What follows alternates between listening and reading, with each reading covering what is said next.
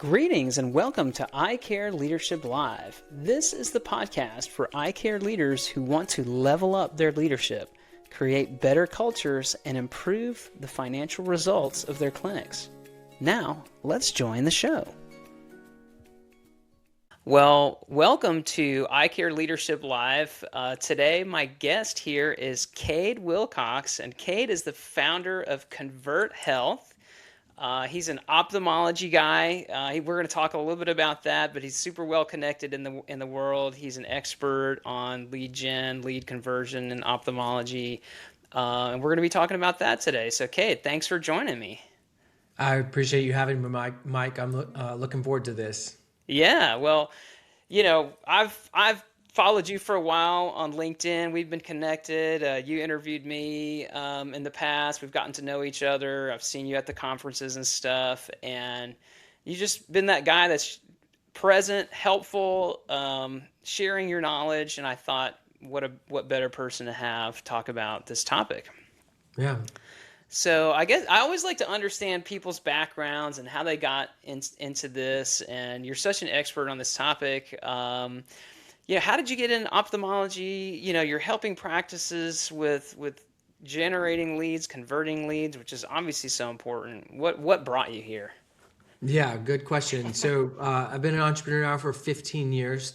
My wife and I started our first company October 1st, 2011. I remember sending the invoice via FreshBooks, and it was for $500. It felt like we were rich, and so that was great. But I'm an entrepreneur. I love starting new businesses and being helpful and bringing value wherever I can. And I would say most of my last 15 years have really been building marketing agencies, actually. Okay. And so have owned a couple of different marketing agencies and have really enjoyed that whole journey of learning how to help small businesses and companies generate, new clients and customers and grow revenue. And that's really translated into just, trying to help elective healthcare practices. And then I really got obsessed with ophthalmology a couple of years ago. I had the opportunity to kind of take over a company that was plateauing and struggling and needed to pivot and change and evolve and grow. And so I was able to lead that company for a couple of years. But the most fortunate thing that happened to me through that was I was able to kind of learn about ophthalmology. And the company had one ophthalmology client kind of doing a little bit of stuff for a practice in Idaho. But it was really my second client that I sold, which was Slade & Baker in Houston. Of course, that's Dr. Stephen Slade, who's one of the most well-known ophthalmologists in the country. And of course, I didn't know that. And so the fortunate part about that is he and I hit it off really well. So did his practice leader, Delphina, and I. And then he also worked with Michael Dubkowski at Glacial. And so here are two people who have been in ophthalmology for a very long time. Dr. Slade being one of the more well-known, renowned ophthalmologists. And then, Michael having been in ophthalmology marketing for 25 years. And so that kind of just snowballed my opportunities to meet people and get connected to other practices. And by the time I left that company, we were serving over 45 ophthalmology practices. I was very fortunate to, learn some of the best of the best, Dr. Vance Thompson, Dr. Dell, Dr. Doan, Dr. Allison Early, and then met all the industry partners like Troy Cole and Michael King and Michael Dubkowski and others. And so honestly, I fell in love with ophthalmology, but I have to say I just feel very fortunate and lucky to have been introduced to the industry. And I still have a lot to learn and learning a lot, but man, I have fallen in love and I'm kind of going to just focus the next decade of my entrepreneurial journey in ophthalmology. Yeah, well, you're pretty humble there. You said you have a lot to learn. I think ophthalmology practices have a lot to learn from you. You've built marketing agencies. And I think when I think about healthcare in general and ophthalmology, I think marketing is probably the thing that they know the least, right? Maybe close second is HR. But, what is it that they don't understand about a marketing? What do they do wrong when it comes to marketing their clinics? Yeah, it's actually interesting. I actually think definitely there are some practices that have marketing problems, whether it's their brand or whether it's messaging and understanding what resonates and connects with the patient or where they should spend their ad dollars So certainly there are practices that struggle with marketing. My biggest observation over the last, a little over 2 years is that most practices actually don't have marketing problems. They have a follow-up problem. And so the vast majority of practices that I've engaged with, that I've worked with, they're actually really good at their marketing, or they are working with an agency who's very effective at generating new patient leads. I think where the breakdown actually happens is when marketing hands a new patient lead off to the practice. That's where things kind of start to go south. And so that's actually my biggest observation about practice marketing is it's actually not a marketing problem in most cases. It's a follow-up and a patient engagement problem. And so what do you think that what is the core issue there with, is it that they don't know what to do, they don't have good systems, all the above? Yeah, yeah, yeah. It's actually not that they don't know what to do. I think most people understand, just intuitively that the patient experience doesn't start when they walk into the practice. It actually starts when they initially start connecting with your brand and how your team is following up. And so I don't think it's ignorance, honestly, that creates this as a problem for most practices. I think it's that they are, just overwhelmed with all the moving parts going on in a practice. When you think of the teams of people who are typically responsible for following up with new patient leads that marketing is generating, it's usually folks who are already wearing five hats. They're answering phone calls from existing patients, which most practices I've engaged have an outrageously high call volume. So those people are answering phone calls. In a lot of the smaller practices, the 1 to 2 provider, single location, they're also checking patients in at the front desk. So they're taking patient calls, they're checking people in, they're covering for someone who's out that day sick or on vacation or whatever. And so the problem is typically the folks responsible for following up with new patient leads, nurturing them, and booking them for consults are wearing five hats. I think that the second biggest challenge I've seen is they just lack the kind of technology and workflow to adequately follow up, nurture, and book patients for consults in a way that modern patients expect. So I literally had this experience with my own dentist this morning. I don't want to throw them under the bus, but I really tried finding a way to book online so I could compare my doctor's schedule to my own schedule and just easily find something, which is very difficult. My schedule is just as full as his. And of course, I couldn't do that. So I did the next best thing and I requested an appointment via the website. And I was very specific on the days and the time ranges that I was looking for. And no one responded to that. Instead, I got a phone call. And of course, I get a phone call, while I'm on a Zoom call. So I miss it and I have to call back. And then I'm on hold. And then I get a lady and she asks me for my name, my birthday, and all this stuff. She looks it up and she goes, "Oh, can you hold 1 second?" So I go to hold 1 second. I wait for about a minute, minute and a half. Another lady picks up the phone and I have to repeat myself. What's my name? What's my birthday? What am I looking for? So I looked at my phone when I was done with the call and I was on the phone for about 11 minutes. So this is the challenge that practices have across the board, whether it's a dentist or an orthodontist or a plastic surgery group or an ophthalmologist. It's that patients like me expect to experience their practice like I do Amazon and Uber and DoorDash and my Marriott app. And instead, I'm engaging a team who's wearing 5 different hats. They do not have the time to create the experience that I expect, and they do not have the technology that supports me being able to kind of go through the patient journey, in a way that I expect. So these really are the problems that all ophthalmology practices are trying to tackle, regardless if you're a 1 to 2 provider practice or, you're the biggest and the best. It's so true. We are all so busy now. Everyone here in the world, we've got so many things on our plates. People working side hustles, having to be their own travel agent. This is not the 80s. More things have been pushed on us as consumers. And so when you go to make a purchase, and you talked about Amazon, you expect to have a seamless experience, and that was a wonderful example right there of just how unseamless it is. And we were talking before we even got on the call about how busy we are, how busy lives are. So, if there was one thing, if there was one thing that a clinic could do, is it upgrade their technology? Is it hire a dedicated conversion salesperson? What do you think it is? That's a good question. I don't think it's just one thing, unfortunately. I think that makes it rather difficult. Mm, But if I were to say just one thing, I think having someone who's dedicated to new patients would be a good start. mhm, I still think it's a bit incomplete. I think there's more you can do to create a better experience and really capitalize on every new patient lead you're getting. yeah. But if you were only going to do one thing, you weren't going to change anything else but one thing. Mm, I do think having someone whose only role and responsibility is to engage and follow up with new patient leads would get you, 80% there, compared to how most practices are currently doing it. Mainly just because that focus of time and effort and energy would go into that new patient and not being distracted and pulled across, mm, multiple, parts of the practice. yeah.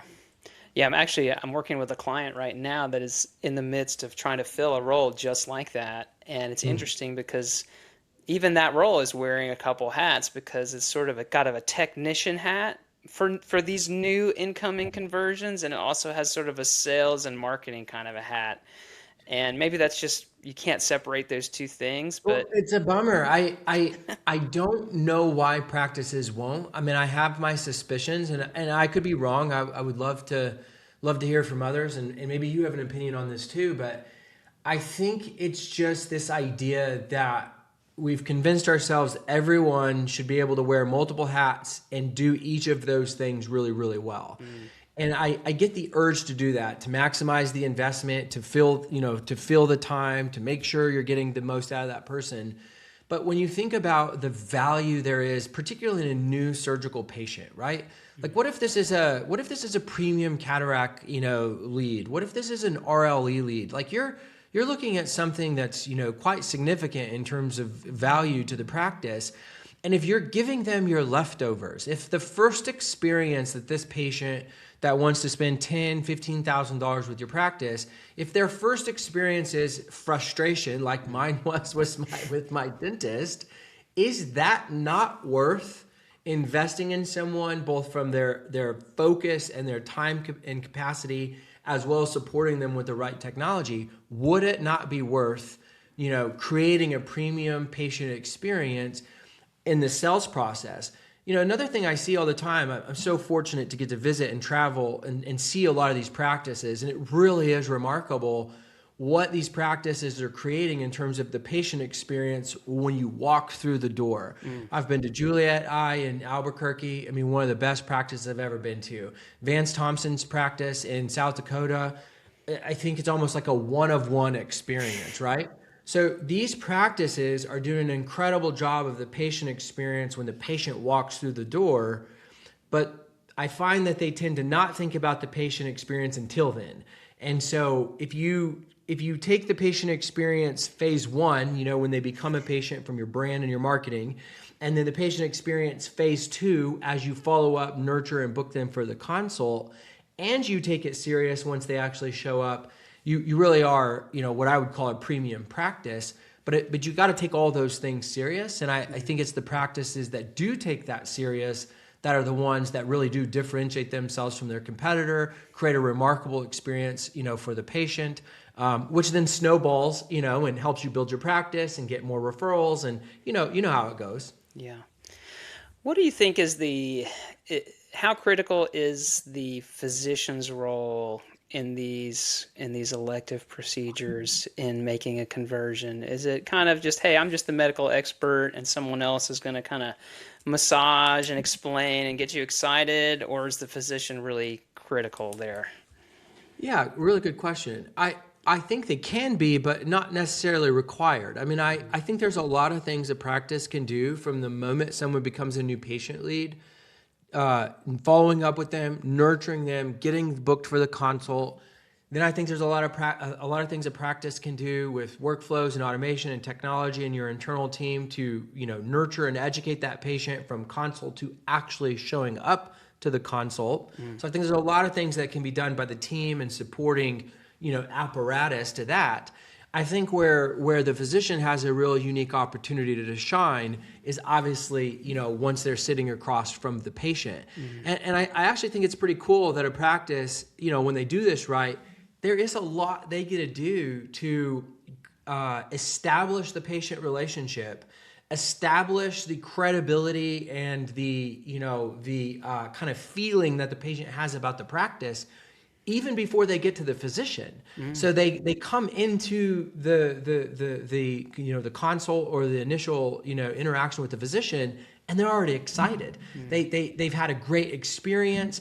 They've talked to people who are really joyful on the phone. What we always talked about with our patient concierge agents was like, let them hear you smiling through the phone. Like, there's just so many things you can do to create that great patient experience. So if the patient shows up engaged and excited and had a seamless experience, maybe they got some patient education, before seeing the physician, you really can support, the physician in that way. And so, no, I don't think the physician has to play a significant role, until it's time for them to work their magic when the patient's in the consult seat. You talked about technology. Do you see, or what do you see the role of AI being in converting and generating opportunities?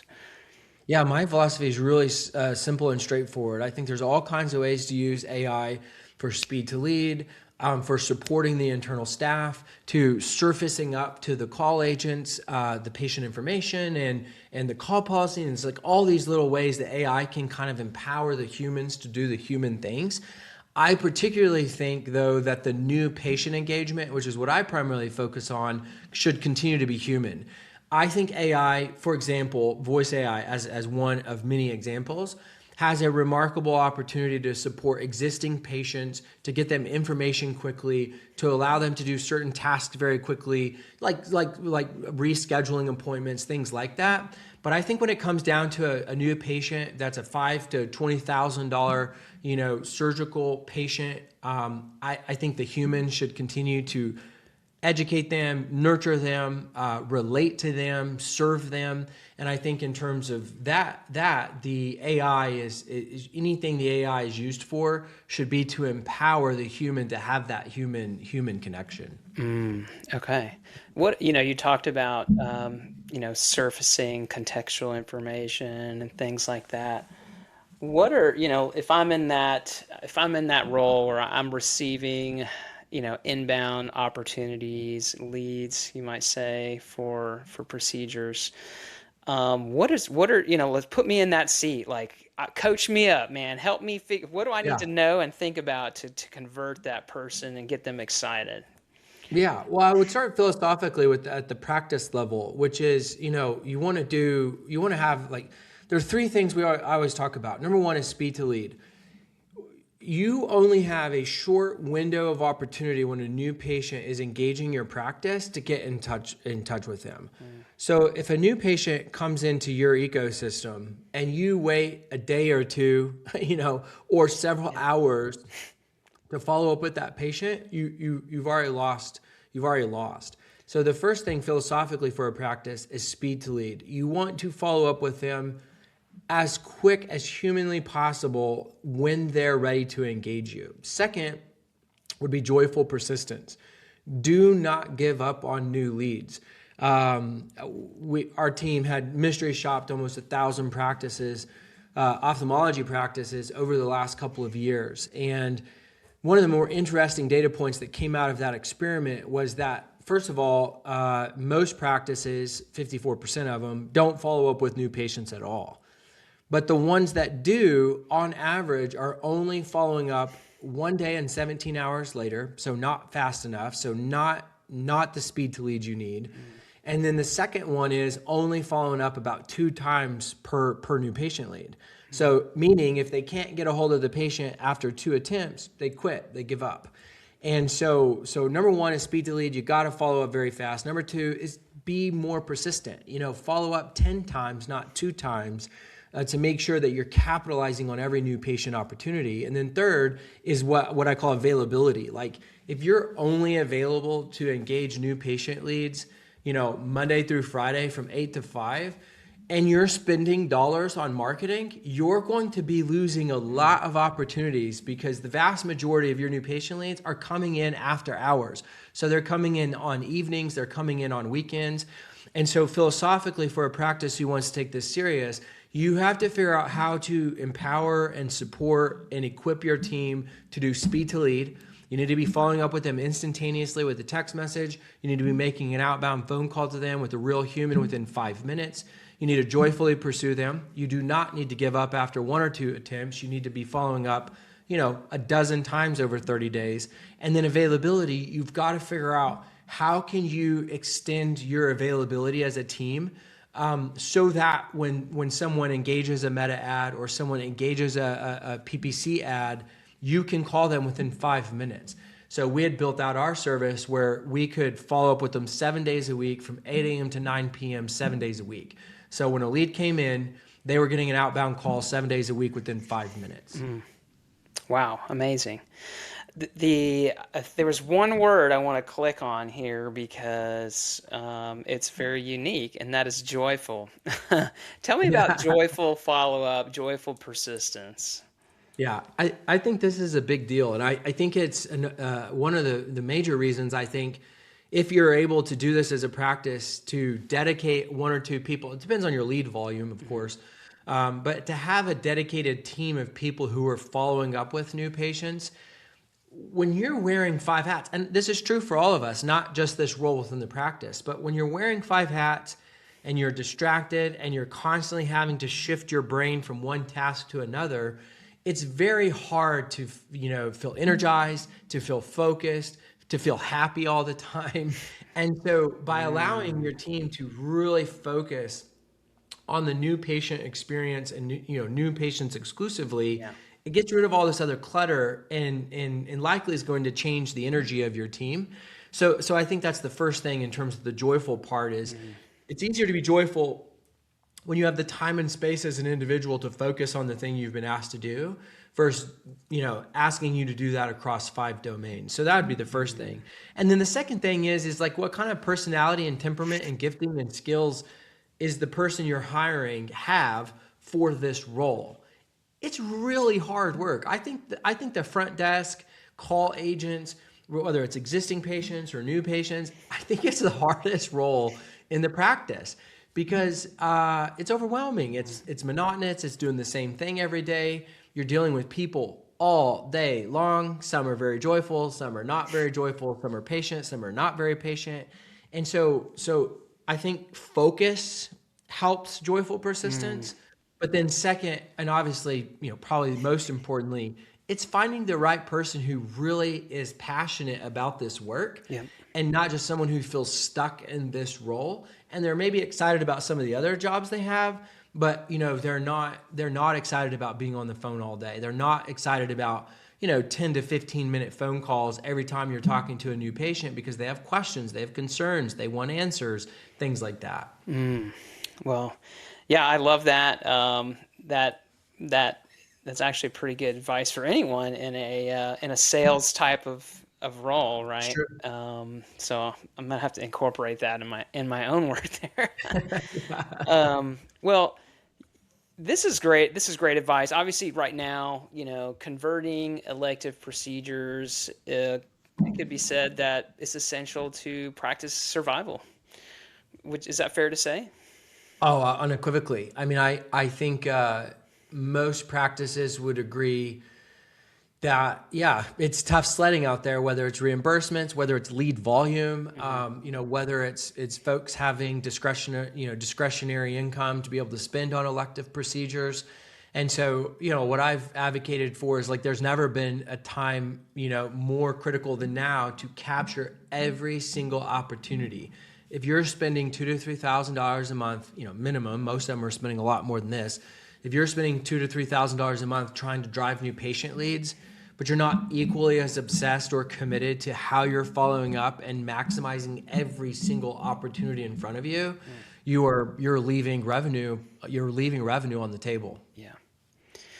Well, Cade, I'm so grateful to have the opportunity to chat with you. Is there anything that we haven't touched on that you think would be important to share on this topic? No, you've asked really good questions, and it's been really fun. I love this stuff, and so thank you for your questions and for letting me to join your podcast. I've really enjoyed this. 100%. And I think anyone in ophthalmology clinic should absolutely get to know you and get to know the expertise that you have to share. How can people get in touch with you if they want to learn more about you? Yeah, I love engaging with folks on LinkedIn. So if you go to LinkedIn and just put in my name, Kade Wilcox, you'll find me no problem. And I try to be very active there. I'm looking forward to launching my own podcast in the next couple of weeks, and so I'll have all kinds of content on my personal page. And I take speed to lead very seriously. Yes. And so if you message me, I hope to respond very quickly. Yes, you live that value. I can vouch for that. Awesome, Cade. Well, thank you so much. Best of luck with everything that you're working on, and thanks for being a guest on the show. And thanks for everybody who's had a chance to listen. I'll put Cade's information in the show notes, and we'll talk to you next time on Eye Care Leadership Live. Well, that brings this episode of Eye Care Leadership Live to a conclusion. If you enjoyed this episode, please subscribe to the show on your podcast app and share it with someone who would value the content. I promise to bring you more guests and content to help make you a better eye care clinical leader. I also invite you to subscribe to my HR newsletter for eye care leaders. You can find information about that at seasoned-advice.com. Now go out there and lead with confidence.